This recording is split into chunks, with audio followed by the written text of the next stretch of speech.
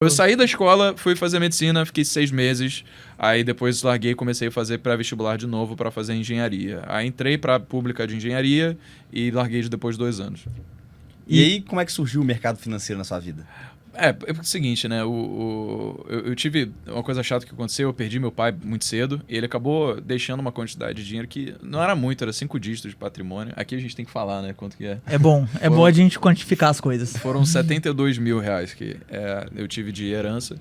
E, assim, não é o suficiente para você viver de renda em qualquer classe social que seja, mas é muito mais dinheiro do que, na época, um menino de 13 anos jamais traria em contato.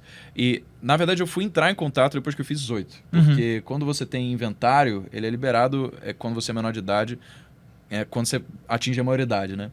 E aí eu ficava perguntando, poxa, quando chegar o momento, como é que eu vou gastar esse dinheiro? Porque na minha cabeça, se existe dinheiro no banco, eventualmente ele deve ser gasto. Afinal, qual que é o propósito de dinheiro, né? Só que eu não consegui encontrar essa resposta. Quando eu ia fazer... Eu acho que uma pessoa comum ia comprar um terreno, um carro, uma casa, né? E parar ali, né? eu fazer viagem, ou então, sabe, gastar. Enfim, eu gostaria de gastá-lo com algo que fosse deixar meu pai orgulhoso. Porque era um dinheiro que eu não teria caso ele não tivesse trabalhado pra caramba e suado pra deixar esse dinheiro. Então, eu falei, bom, meu pai ia gostar que eu gastasse isso relacionado à profissão. No caso, quando eu queria ser médico, isso ficou muito claro. Vou gastar, então, construindo um consultório médico, pagando aluguel da sala, ou então, sabe, gastando dinheiro com os equipamentos ali. Mas depois que eu deixei medicina, eu comecei a me perguntar de novo. Como é que eu vou gastar isso aqui? E eu não encontrei essa resposta. E isso, você não colocou a mão no dinheiro desde o momento que você fez 18 anos, Não, enquanto você estava na faculdade, você deixou o Não dinheiro botei guardado. até hoje, velho. Tá lá ainda, sério. Quer dizer, obviamente eu tirei da poupança, né? Porque ele fica numa conta poupança do tipo espólio, que quando você tem 18 anos você pode sacar. E aí a primeira coisa que eu fiz foi botar numa corretora de valores. Mas o único motivo pelo qual eu tive acesso à educação financeira foi porque eu não consegui encontrar essa resposta do como eu ia gastar esse dinheiro. Porque na minha cabeça, como eu não sabia gastar, melhor que ele ficasse rendendo da melhor forma possível até que eu encontrasse essa resposta. E aí eu fui no YouTube e comecei a procurar como começar a investir. E aí encontrei o Nigro, encontrei Arcuri, Bruno Perini, li todos os livros do Gustavo Cerbasi. E então educação financeira começou a dar esses estalos. Eu falei, caramba, mano, isso é tão básico e tão fácil, mas ainda assim a gente não é dado esses conhecimentos na escola. Eu vou dar um exemplo para vocês aqui para ficar bem concreto. Por exemplo, a gente é ensinado que existe um único caminho, que dos 6 anos de idade até os 65, a gente deve viver a nossa vida tirando boas notas, subindo de ano, depois tirando boas notas, para que a gente eventualmente faça uma prova chamada de Enem, para que a gente entre em uma boa faculdade, para tirar boas notas, subir de período, até conseguir um estágio, esperançosamente ser efetivado, subir na escada corporativa da empresa e, por fim, se aposentar aos 65 anos com segurança. Esse é o plano de 59 anos. Começa aos 6 anos de idade quando você entra na classe de alfabetização, termina aos 65 quando você se aposenta. Todo mundo é ensinado que esse é o plano da vida que você tem que viver. Só que é muito... Se você parar para pensar, é extremamente real para a nossa vida acreditar que todo mundo, seres absolutamente diferentes, diversos, com diferentes gostos, talentos, nuances de personalidade, devem ser colocados sobre o mesmo ensino tradicional, com o mesmo padrão, e esperar que eles vão sair da mesma forma. Porque todo mundo é diferente, mas todo mundo segue esse mesmo caminho. E educação financeira liberta a gente desse caminho, que é ensinado que a gente precisa viver. Porque se você entende um simples conceito como renda passiva, toda a estrutura social que te foi ensinada que você precisa se aposentar aos 65 desaba. Porque você pode se aposentar com 40. É só você saber que existe uma coisa chamada de custo de oportunidade. Cuja oportunidade é tudo aquilo que você deixa de ter quando você faz uma escolha. Então você sacrifica o presente em prol do futuro. Você deixa de gastar agora, porque você sabe que no futuro, se você investir esse dinheiro que você deixou de gastar, você vai ter muito mais. E ao longo do tempo, juros compostos, os rendimentos daquilo que você investiu, vão te fazer ter acumulado uma quantidade de patrimônio cujos próprios rendimentos vão permitir ficar livre e não precisar mais trabalhar. Porque se você tem, por exemplo, 1 milhão investido e uma taxa de rendimento de 10% ao ano, quer dizer que todo ano você vai ter constantemente mais 100 mil reais. Você divide isso por 12, vai dar um pouco menos de 10 mil reais por mês. Ou seja, é um patrimônio que você pode ser sustentado durante a sua vida inteira sem precisar trabalhar por isso. E aí, eu entendi. Putz, eu preciso de renda passiva.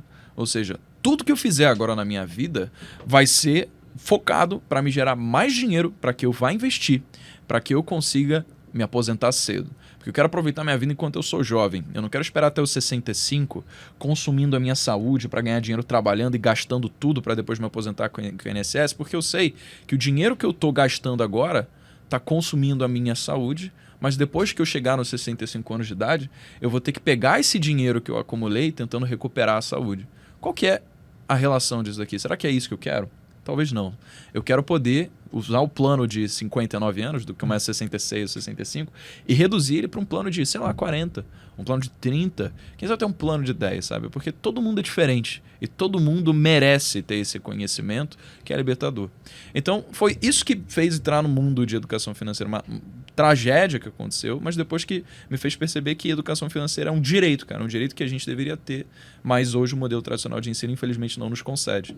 E, cara, você era muito novo quando você começou. Você ainda é muito novo, né? Mas quando você começou, você era extremamente novo no YouTube. E você não fez faculdade de economia, você não teve nenhum estudo formal de educação financeira.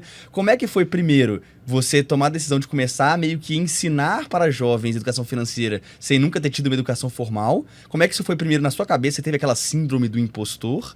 E como é que outras pessoas te viam fazendo isso e falavam, mano, como é que esse moleque tá ensinando os outros a juntar dinheiro se nem ele mesmo juntou dinheiro? Como é que foi essa relação aí no início? Você sabe, cara, eu tenho uma pessoa que sou perdidamente apaixonado na minha família até hoje, que é o meu tio, o irmão da minha mãe. Ele foi uma das maiores inspirações para todo mundo na família, porque ele foi a primeira pessoa a enriquecer. Só que ele seguiu o caminho padrão. Ele se aposentou como mar e guerra, que é uma posição de alto escalão da Marinha, e depois ele começou a estudar para fazer um concurso. Concurso para ele ser... Talvez vocês não conheçam, mas chama prático. Já ouviram falar? Não. É o seguinte, é uma pessoa que... Que guia os navios, né? Eu já fui marinheiro também. Aí, ó, legal. É a pessoa que atraca navio. Então, vamos lá. Tem o capitão do navio, normalmente que ele vai, né, levar o navio para onde for, para os portos. Você tem uma pessoa específica que vai do porto até o navio, sobe um cruzeiro, aquele navio de carga, são sempre navios de grande porte, e ele é especializado em atracar para garantir que aqueles bilhões de dólares em mercadoria não vão espatifar do lado da terra, sabe? Porque tem que ser uma pessoa muito qualificada para isso. Meu tio estudou 2 anos para fazer esse concurso, passou em 4º lugar, e do Brasil, e provavelmente é o concurso mais difícil de passar do Brasil. Então, ele é uma pessoa genial e brilhante mesmo. Mas ele seguiu o caminho padrão. E o fato dele ter conseguido isso, logicamente, foi por conta de todo o background que ele teve seguindo esse caminho tradicional. E aí, eu, de repente, depois de 2 anos fazendo engenharia, vou trancar isso daqui. Cheguei em casa, dei a notícia para minha mãe. Ela começou a chorar, mas desesperadamente. Mas você já estava produzindo conteúdo nessa época que você queria... Já tava. Eu tava numa rotina de acordar às 5 da manhã e dormir às 10 horas da noite todo dia. Porque às 5 da manhã até às 6h30 era o tempo que eu tinha para conseguir trabalhar com o YouTube. Porque fora isso eu tava na faculdade ou estudando coisa da faculdade. Uhum. Até hoje, né? Que você chama o Breno pro rolê, ele vai embora às 10 da noite. Pô, 5 da manhã eu tenho que acordar. Mas às vezes não mais, eu acordo 5 da manhã, mas eu ainda mantive o hábito de dormir cedo, cara. Então eu só tô dormindo mais mesmo. Mas naquela época não, porque eu não tinha esperança nenhuma expectativa nenhuma de, às vezes, chegar em casa, depois de eu ter largado a faculdade, e, sei lá, o meu tio tá lá por algum motivo, ou a minha mãe me vê assistindo Netflix e, sei lá, coçando o saco. Porque, pô, eu tinha largado a faculdade, sabe? Então tinha 2 anos para fazer o negócio acontecer. 2 anos é o período de tempo que lá no FRJ você tem para garantir que, se tudo der errado, beleza, você consegue voltar sem ter que fazer vestibular de novo, né? Exatamente. Só que, aí, beleza, antes de largar, eu já tava acordando às 5. Quando eu larguei, eu comecei a acordar 4h30. Por quê? Porque tinha aquele negócio de clube das 5, sabe? Que a galera, acorda às 5 da manhã, ser produtivo. Eu falei, cara, todo mundo tá acordando às 5 da manhã. Eu chamo o tiro livre. Eu vou acordar 4h30 pra ter meia hora a mais que todo mundo e começar o dia antes, sabe? Porque eu tenho que ser melhor que essa galera. Justamente pelo sentimento de, cara, eu não sei quanto tempo vai levar pra acontecer. Sabe quando você tem uma crença absoluta e inabalável do que você vai fazer? Vai dar certo, mano. Não importa, assim. Você sabe que tu vai conseguir. Eu tinha certeza, só que eu não sabia em quanto tempo. Eu sabia que eu tava preparado pra suportar quanto tempo fosse necessário, mas eu não sabia quanto tempo ia levar de fato. E eu tinha 2 anos. Eu não podia perder tempo me deixando ficar em casa sem fazer nada, sabe? Então eu tinha que alocar 100% do meu tempo para fazer aquilo. Mesmo que significasse sacrificar sono, sair com os amigos, parar de beber, que tudo tive que deixar de fazer quando eu foquei exclusivamente no YouTube. E aí, Esse dia que eu cheguei em casa, falei com minha mãe que tinha trancado a faculdade. Ela chorou desesperadamente, ligou pro meu tio. Né? E aí, meu tio, ele ligou para mim de volta e falou, tá bom, Brenão, vamos lá, você quer trancar a sua faculdade? Pensa comigo. Você quer falar de dinheiro? Dinheiro, cara, é a maior causa de disrupção de famílias, de brigas entre casais, né, de pessoas sendo deserdadas, abandonadas, maior causa de guerras. Você acha que, com uma coisa tão importante na vida das pessoas quanto dinheiro, você como um moleque sem diploma, algum dia vai ter alguma autoridade para falar sobre isso? Você nunca vai ser visto como mais do que um curioso.